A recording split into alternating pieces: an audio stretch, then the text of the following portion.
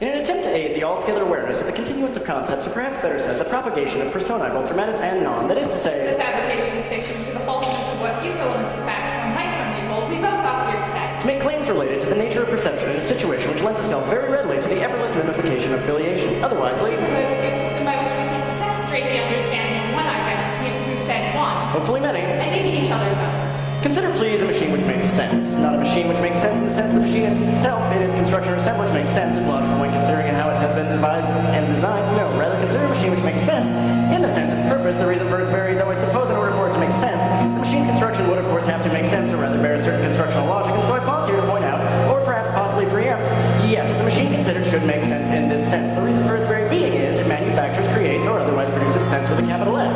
Sense, a machine for making sense, the machine which makes sense. More specifically, the subject of our talk tonight considers the fact that when presented with such a subject, and most specifically an entity that occupies the various manifestations and positions within several specifiable realities, that there is a sense.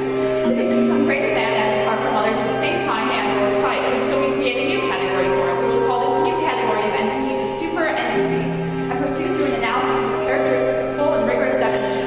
For this newly coined super entity, in light of this, it makes sense for us to first examine the common entity, and so first, a definition. Let us first, before defining certain entities which do not make sense in the sense they are entities which make a sense alternate from the one toward which we are currently building, or perhaps do not in fact make sense, but rather the opposite of sense, entities non-circum infra ab or ob sense, decide upon the sense which our machine makes. Easiest, of course, would be to settle upon the sense understood by most people, as I myself aim to make sense. For this purpose, we will discuss the sense most familiar, the sense which amongst us is most common sense. The majority of people have a general or common understanding of most things, and simple definitions that they use from day to day, but we will pursue one far more rigorous and also speculative. An entity's conventional definition is a thing with distinct and independent existence. With this now established, and by redefining each word in this first definition respectively, we generate a more accurate picture. Bear with me. An entity is an object that one need not, cannot, or does not refer to a specific name to possessing as a feature or accompanying of the fact, state of living, or having objective reality recognized in different nature from some other feature of a similar type and free from outside control. Given this, we discuss the characteristics of this common entity as we understand it, which rapidly even are in the form moving on to a contrasting discussion of the characteristics of the new super entity, which we will see has, as a requisite for existence, the capacity to surpass that common entity's limitation to exist only within one reality, though at this point it bears breaking from its foremost concern at hand to explain what is presented in the idea bandied about by us by using the term reality. Reality is really a machine which preserves the linearity of time and circumstances. Our definition of machine, like the entity, is similarly somewhat speculative. The machine which makes sense is a machine in the sense that many non-mechanical things might be, in their theoretical consideration, considered in theory mechanical. A building is a machine which preserves structure. Trees are machines which preserve ecosystems. Words, machines for the transmission of information. People, machines for the conception, creation, and preservation of machines. Each machine, mechanical or not, becomes mechanized by its purpose. It seeks unequivocally to perform whatever function is dictated by its inherited constituent components towards the end goal of ensuring the propagation of its form. In other entities, this might be called instinct. If buildings fell down, no more buildings would be built. If words could not transmit information, we would not be using them here tonight. Each and every machine seeks to perform its duty as thoroughly and successfully as possible, such that its form experiences continuance, the opposite of extinction. But I digress. When considering the definition of our reality machine, it does seem unlikely it might have to worry about any kind or sense of eradication or what have you, as it would appear to be at the top of its own metaphorical food chain. King of the jungle, so to speak. Since it's a form, it would seem as though we, the subjects of said reality, have no choice regarding our involvement with it. This brings up the question of likelihood as it relates to the existence and abilities of these entities. No one person can choose or not choose fictional as a locale of existence, as fiction is really just a construction within reality, as we have already seen. So one might go so far as to say the existence of existence is an a priori truth compared to a posteriori claims regarding entities. Reality is perhaps an instinct of us as machines. Reality by extension of fiction are not really separate entities with respective laws or characteristics or what have you, but rather reality by extension of fiction is simply a nature or byproduct of consciousness. It is an irony that in an attempt to define reality, it is best to search by fiction. However, with the introduction of the term fiction, one is already halfway towards justifying how it, fiction that is, can be treated as a clarifying example of reality, because if one knows about and can discuss fiction, then one must, it follows, admit the knowledge of the existence of non-fiction. A binary division is established between these two categories, fiction and non, and the term reality is freed from a potentially damaging antonymic relationship with fiction. A role now filled by non-fiction, it is free to take on a new meaning which is equally relevant to the concerns of fiction and non-fiction alike. What I mean to say in more globally accepted terms, generally understood terms, is that contrary to what one might suppose in simple common sense, any reality does not necessarily contain the real in so much as real means for real. To be clear, we are all of us in this room, for real. And so being for real and existing in reality, a point which I very strongly doubt to be argued, can we all come to consensus regarding our very existence? The answer seems so obvious it renders the question rhetorical. This is usually by itself, to be common. We agree on what is agreed upon. This complicated contraption, the sense machine, or even reality if you'd like, comprises us and allows benchmarks to be constructed from varied inputs such as senses multimodal, hypothesis tested and not, empiricists, intuitions, convictions, phobias, memories, theories, tenets, fears, faiths, doubts, designs, desires, and so on. These rather personal artifacts are then interleaved with current societal circumstances, the global, the factual, a transformative replacement of taste, media trends, political and moral standings, artistic and scientific bearing. This cultural leaven tempers the output of the machine. It binds the aggregate individual inclinations and marks it with a historical timestamp. A consensus is made, and thusly, sense has been made. Now, it must be distributed.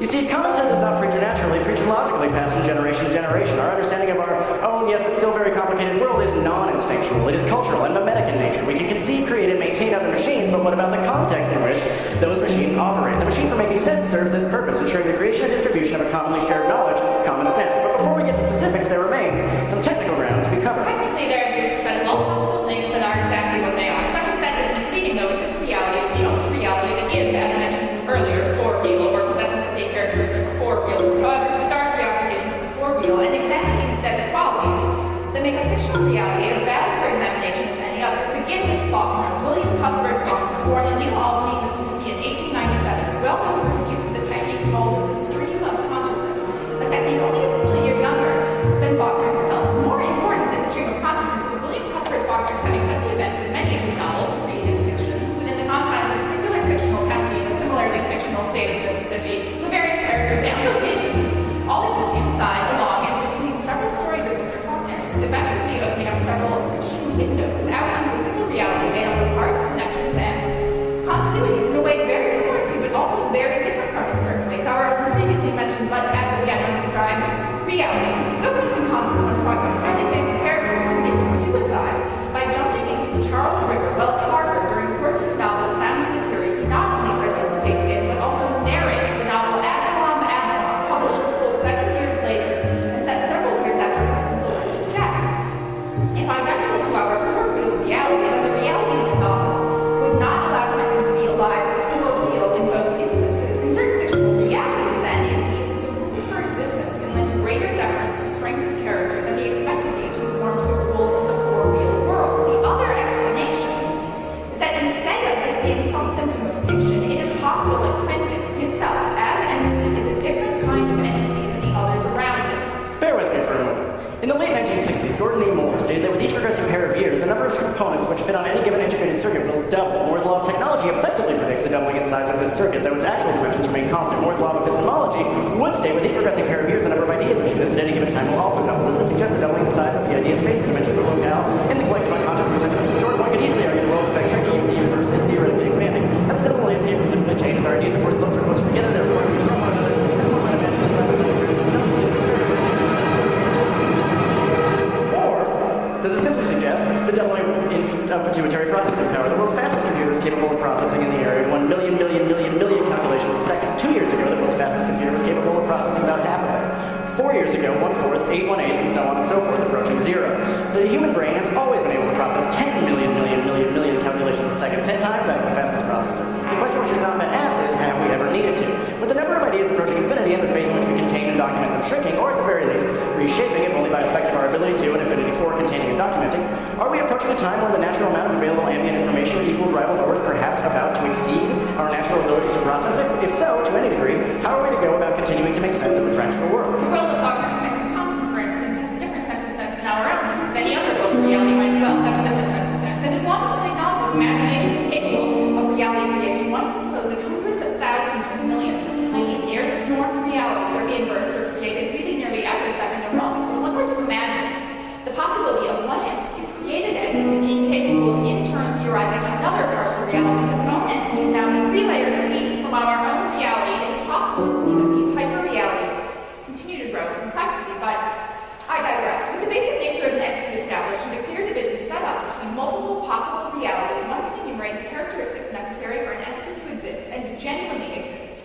both in a fictional reality and also within the four-real reality that is our own. One can begin to assemble a description of what characteristics are common to a super entity. Imagine that. An entity which does not require a corporeal form, has a personality, and is able to manifest or take up residence in the corporeal form of another.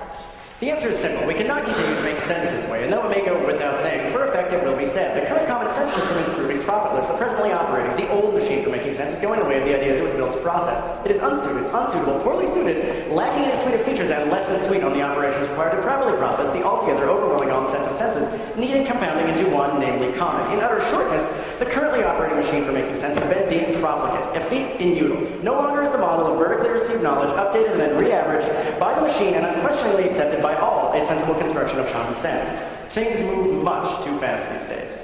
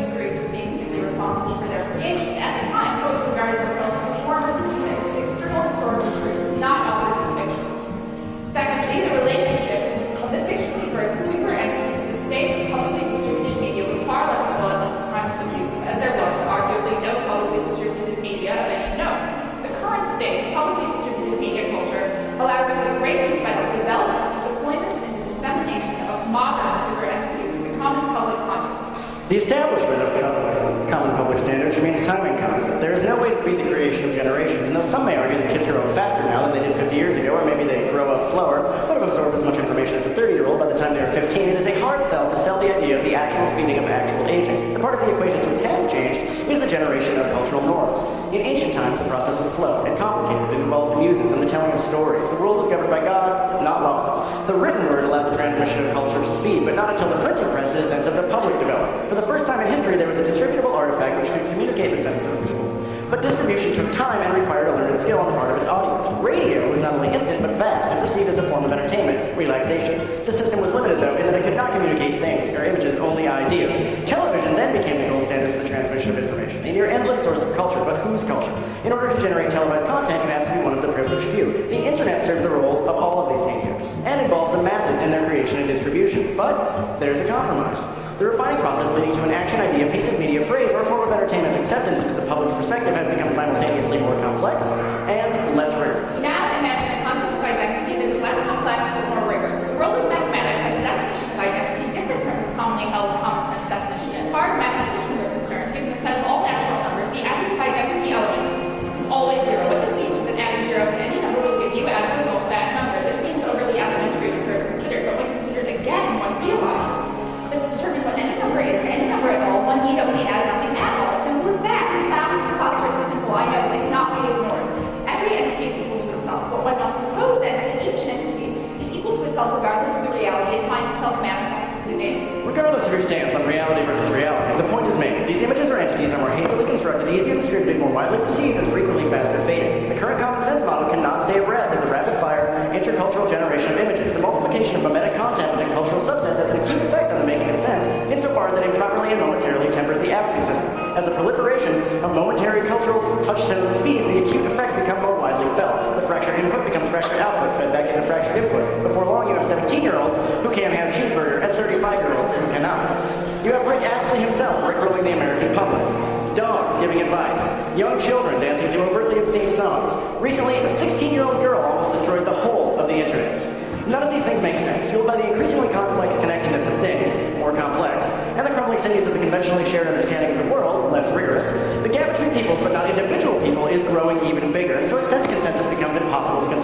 The new machine for making sense seeks to interrupt this process of degradation and in its place install an improved system for the dispersal of common knowledge, no longer vertical, but horizontal, simultaneous and infinite in its reach of young and old, rich and poor, near and far, infinitely relatable, immeasurably enjoyable. If the reach of the super entity is infinite, not constrained by borders of reality or particulars of various entities, how can one be sure of one's identification, no matter how simple or rigorous outcome? Foucault sets description and designation at opposite ends of a given spectrum of thought. Insofar as a given entity has documentable characteristics, these characteristics can be described. In contrast, an entity can, instead of being described, designate the body of its name as having a specific role or relationship to fulfill, and is therefore surely that, despite many consistent or fluctuating characteristics that entity may or may not possess. The challenge, then, is to approach entity identification by taking equal measures of description and designation into account. Description asks, do you have red hair? Are you a mascot? Do you love burgers? And designation answers, congratulations, you are Ronald McDonald. Being able to seamlessly flick back and forth between these two terms of description and designation will become more and more necessary. All of the ways in which the modern super entity manifests itself become clearer and clearer, and the super entity, additionally, uses all of those various means to manifest itself again and again and again and again. The new machine for making sense seeks to duplicate an image or set of images to a degree which makes that set of images its own viable reality, a hyper-reality, a reality of images which is so complete and far-reaching it makes the actual real, the real real, like all of us, here tonight, the for-real, appear non-compos mentis, incomplete, nonsensical. The new machine for making sense fills in the spaces between and around the gaps of vertically received knowledge, and then some. All the free space in sight, followed by the periphery. All that is seen is the machine is all that is seen. And seeing is how its output is no longer tempered or leavened or influenced by anything other than itself and is able to dictate its own standards. It should be made clear, however, though it may seem so, the new common sense machine is not inherently bad. Its existence is predicated upon the existence of a system which needs it. It is only as successful as its environment and operators will allow. We have decided the machine is the best possible option. We seek not a traveling between contexts or differing realities, but rather the complete conversion of one varietous, heterogeneous reality into a manageable, easily perceived, homogeneous reality of images, of one image. We have created and we maintain the machine which fills this role. This is the instinctual task of the new machine for making sense. The intersection of instinct and intuition is one way of describing the long-standing debate. Nature versus nurture is another way. As far as culturally determined intuition goes, common sense contends that it is non-intuitive, though true nonetheless, that imitation is the sincerest form of flattery. This ignores, though, the imitation and simulation's ability, the necessary tendency, to destroy the meaning of the original through the definitive designation of it or themselves as symbol, as well as the original, which is indistinguishable from said simulation. Consider also cultural intuition's insistence that to love something is to set it free, or alternately, that the greatest expression of ownership of an object or entity is the destruction of that object or entity. If destruction signifies greater ownership than creation, then perhaps we will be allowed a new theory, less intuitive, but perhaps better suited for today's emerging information culture, that being destroyed by something is truly the greatest mark of ownership of that thing. Every time a super entity manifests in an entity in any reality, it transforms that entity into a simulation of itself, summarily destroying itself, and in being destroyed by this new simulation, asserts its ownership over such. Therefore, every manifestation is a repetition. Every repetition is a propagation. Each propagation is a repetition of a propagation through manifestation. One of the oldest tenets of aesthetics is, as penned by Horace, bis repetita placet. Things repeated are pleasing. In unchecked repetition, unfamiliar ideas gain a quality of comfort. They don't believe that objects in our reality possess a meaning not by virtue of any inherent quality, but by their reference to ideals that exist outside of time and space. Rare radical images become cultural monoliths, symbols of familiarity. The concern is not with truth or quality, only sheer volume. By manifesting the qualities of the ideal through the super item, each object became part of something larger. This is why the new machine works. Repetition is the fundamental principle upon which the new machine for making sense operates. Though at this point we are operating at such a level as to be stating the specifics but not acknowledging them directly. Towards the previously mentioned end of sense on my part, leading to understanding on your part, perhaps now is as good a time as any to enter into the realm of concrete examples which fully illustrate the points being made here tonight. So that we might continue in literal terms, I will forthwith upon our previous concepts extrapolate such an ideal model of a new machine for making sense is illustrated. Observe. Best of both worlds. Hannah Montana is a television show and a motion picture. Titular character is a double life as both a high school and a hostile. Destiny Hope Siren plays both Hannah Montana and her alter ego, Miles Stewart. The show has been nominated for several Emmys. 5.4 million watched the series premiere of Hannah Montana. Later, episodes have had as many as 10.7 million viewers. Hannah Montana was the #1 rated basic cable series telecast of all time as of year-end 2007. In 2007, Cyrus legally changed her name from Destiny Hope to Miley. She frequently refers to herself in third person in public as Miley. In early 2008, Disney filed a blanket patent related to the Hannah Montana Miley Cyrus brand involving almost all retail items, including clothing, food, furniture, musical instruments, media, and electronics. Hannah Montana performs concerts across the world where both she and Miley Cyrus perform. Frequently, an extra will perform as Hannah during the show to facilitate costume changes and vocal rests. Concert tickets sell at about $66 face value. Ticket resellers can get upwards of $400 a ticket on the open market. Choice seats have sold for $20,000. Pennsylvania passed the Hannah Montana law to thwart this practice. Characters other than Miley Stewart appear as Hannah Montana on the show, most notably an evil cousin named Luann. Luann is also played by Miley Cyrus. Every Hannah Montana and Miley Cyrus studio album has debuted at #1 on the U.S. Billboard 200. First was the 8th best-selling album in 2006. It has sold over 4.5 million albums worldwide. The number of total worldwide records sold by Miley Cyrus and Hannah Montana is around 12.5 million, roughly 2 million more than domestic sales of Nirvana's Nevermind, U2's The Joshua Tree, or the Beatles' Best Of Collection, 1.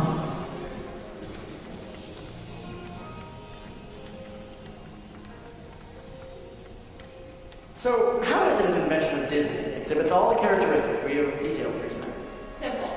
Hannah Montana is an entity beyond our council. It is a machine, and it has grown apart from its primary host, Miley Cyrus.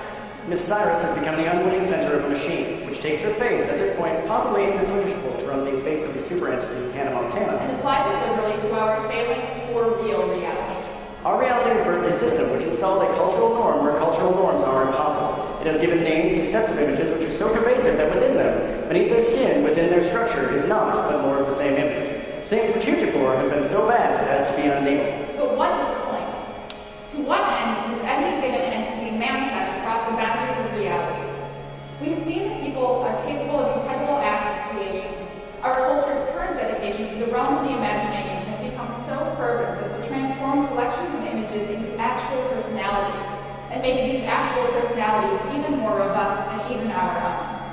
Hannah Montana is one such set of images. Reality, having lost its natural predators, is growing like some proliferating species. The real is growing like the desert. Welcome to the desert of the real. Vast desiccation. And so, something is created to fill in the space, install meaning. Hannah Montana goes about creating sense, proliferating in species, and filling in the desert of the real.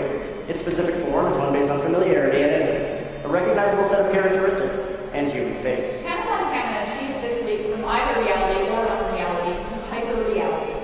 A hyper-real henceforth sheltered from the imaginary, and from any distinction between the real and the imaginary, leaving room only for the orbital recurrence of models and the simulated generation of difference.